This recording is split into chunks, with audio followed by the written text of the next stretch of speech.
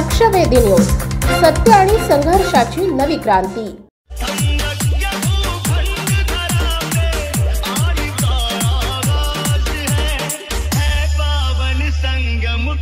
हा व्हिडिओ सध्या व्हायरल होतोय।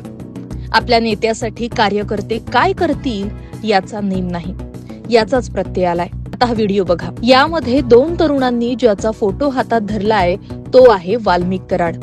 आता वाल्मिक कराड यानं केलेले पाप धुण्यासाठी कुंभमेळ्यात आले आहे का असा सवाल केला जातोय, कारण कुंभमेळ्यातील शाही स्नानाला विशेष महत्व आहे।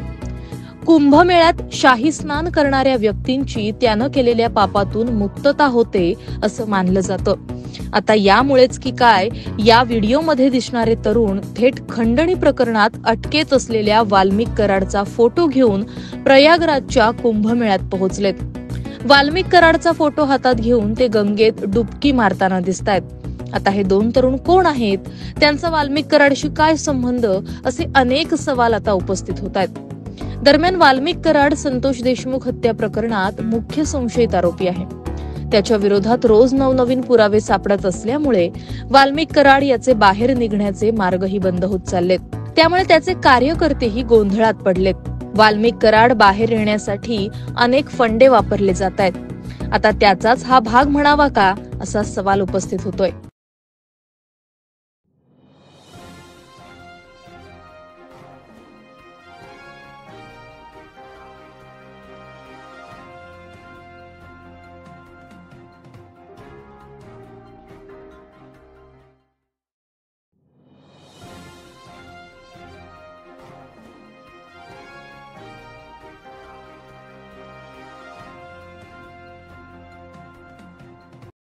आपल्या परिसरातील बातम्या आणि ताज्या घडामोडी पाहण्यासाठी आजच आमच्या लक्षवेधी न्यूज चॅनलला सबस्क्राइब करा आणि बेल आयकॉनवर क्लिक करा।